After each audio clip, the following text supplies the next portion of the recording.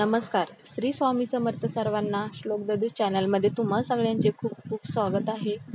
स्वामी तुम्हा सगळ्यांना कायम सुखी ठेवो ही स्वामीचरणी प्रार्थना करते आणि आजच्या एका नवीन व्हिडिओला सुरुवात करते. तर सगळ्यांना माहितीच आहे की आपण दररोजच्या ज्या स्वामींच्या सेवा करतो त्या सगळ्या स्वामींच्या सेवा वेगवेगळ्या आहेत. पण इतर दिवशी कोणत्या वेगळ्या सेवा करायच्या त्या आजच्या व्हिडिओमध्ये आपण बघणार आहोत. आणि काय सेवा करायच्या किंवा मग अमावास्या आल्यानंतर अमावास्येला मग आपण अजून काय काय सेवा करायच्या, किंवा जर एखाद्याच्या घरात पैसा असून पण टिकून राहत नसेल किंवा पैसा येत नसेल तर म्हणजे लक्ष्मी टिकून राहण्यासाठी किंवा लक्ष्मी येण्यासाठी काय काय केलं पाहिजे ते आजच्या व्हिडिओमध्ये आपण बघणार आहोत. तर व्हिडिओ शेवटपर्यंत नक्की बघा. तर मग सगळ्यात अगोदर काय करायचं आहे, अमावास्या आल्यानंतर म्हणजे अमावास्येच्या दिवशी 2 दिवसाची अमावास्या असते, थोडी अर्धा दिवस असते आणि दुसऱ्या दिवशी थोडी असते. ज्या दिवशी सकाळच्या वेळेत अमावास्या येत असेल म्हणजे 12पर्यंत, त्यावेळेस तुम्हाला ह्या गोष्टी करायच्या आहेत. तर मग काय करायचं आहे, सगळ्यात अगोदर सकाळी तुम्हाला उंबरठा लेपन करायचं आहे. उंबरठा धुवून घ्यायचा आहे. तुमच्याकडे जर लाकडी उंबरठा नसेल तरी हरकत नाही, फरशीचा असला तरी चालेल, पण त्याला पण मग छान धुवून घ्यायचं आहे. आणि मग धुवून घेऊन हळदीचं लेपन करायचं आहे.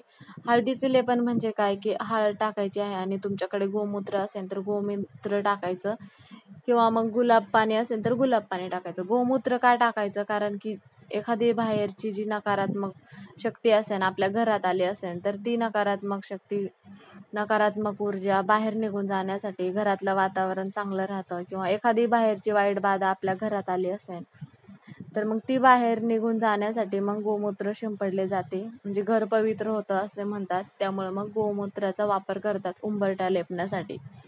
उंबरठा लेपन झाल्यानंतर छान उंबरठ्याची पूजा करायची, फुलं वगैरे व्हायचं, अगरबत्ती लावायची. त्यानंतर मग तुम्हाला काय करायचं आहे, देवपूजा करायची. देवपूजा केल्यानंतर देवपूजेच्या दिवशी म्हणजे अमावास्येच्या दिवशी तुम्हाला सगळे देव उजळून घ्यायचे आहेत. देवारा स्वच्छ पुसून घ्यायचा आहे छान. आणि मग सगळे एक एक देव करून उजळून झाल्यानंतर मग स्वामींना छान अभिषेक करायचा आहे पंचामृत बनवून. पंचामृत म्हणजे दही दूध जे काय असेल तुमच्याकडे त्यात अभिषेक केला तरी हरकत नाही. आणि त्यानंतर मग देवपूजा झाल्यानंतर तुम्हाला आपण जे दररोज आपण स्वामींच्या सेवा करतो म्हणजे श्री स्वामी चरित्र सारामृत या पोथीचे दररोजचे 3 अध्याय वाचन करणे किंवा तारक मंत्र म्हणणे. पण अमावास्येच्या दिवशी तुम्हाला 11 वेळा तारक मंत्र म्हणायचा आहे, सकाळी 11 वेळा आणि संध्याकाळी 11 वेळा. कारण त्या दिवशी आपण धन लाभ होण्यासाठी किंवा पैसा टिकून राहण्यासाठी म्हणून आपण ह्या सेवा करत आहोत. तर त्या दिवशी तुम्हाला 1 वेळा तारक मंत्र न म्हणता 11 वेळा तारक मंत्र म्हणायचा आहे. आणि नंतर श्री स्वामी समर्थ नामाचा जप करायचा आहे. तो जप पण तुम्हाला 11 माळी जप करायचा आहे, म्हणजे सकाळी 11 वेळा आणि संध्याकाळी 11 वेळा. आणि हे झाल्यानंतर मग स्वामींची आरती करायची आहे. अमावास्या असेल किंवा पौर्णिमा असेल त्या दिवशी, इतर दिवशी तुम्हाला शक्य होत नसेल तर तुम्ही ह्या दिवशी तरी सकाळी आणि संध्याकाळी दोन्ही वेळेस आवर्जून आरती करा. आणि सकाळी आणि संध्याकाळी दोन्ही वेळेस नैवेद्य ठेवा. तुम्ही जे पण काय घरात स्वयंपाक बनवला असेल ते स्वयंपाक तुम्ही नैवेद्य म्हणून ठेवा. आणि तुम्ही घरात मग घरातल्यांनीच खा. जे नैवेद्य म्हणून ताट ठेवलं आहे देवापुढे ते ताट. त्या दिवशी मग तुम्हाला अजून धनलाभ होण्यासाठी म्हणजे पैसा येण्यासाठी तुम्हाला जर शक्य होत असेल तर मग तुम्ही एखादं पदार्थ म्हणा बनवलेला ते दान करता येत नसेल तर मग म्हणजे अन्नदान करा.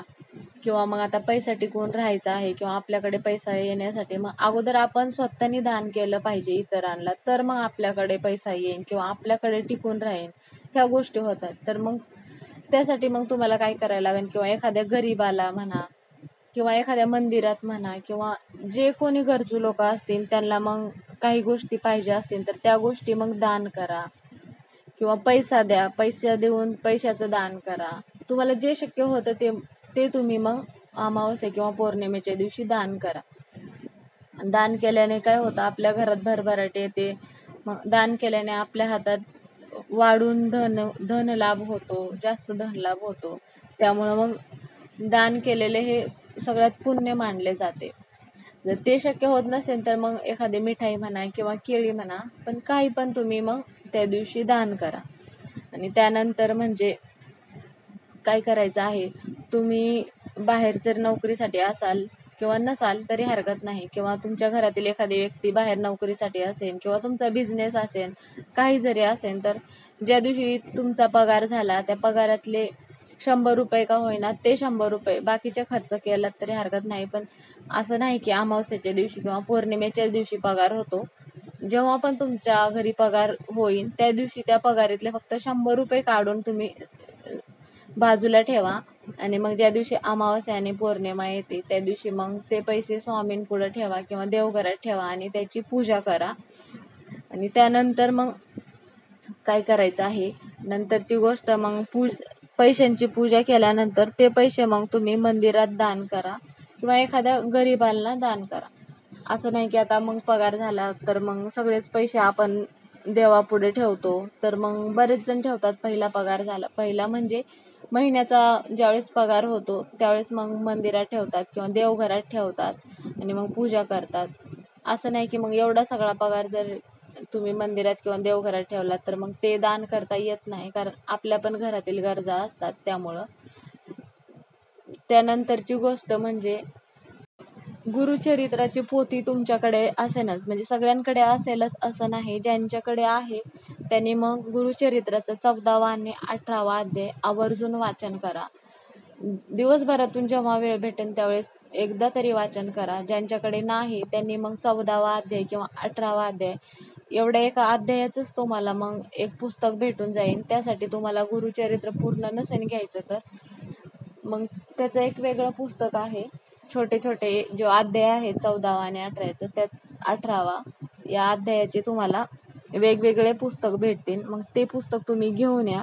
जवळपास मंदिर किंवा मठ असेल किंवा एखाद्या दुकानात पण तुम्हाला ते पुस्तक सहज भेटून जाईल. आणि ज्यांच्याकडे गुरुचरित्र आहे त्यांनी मग गुरुचरित्राचे हे 2 अध्याय अमावस्या किंवा पौर्णिमा असेल, आपण गुरुवारी तर वाचन करतोच, बरेच जण काय करतात की दररोज वाचन करतात.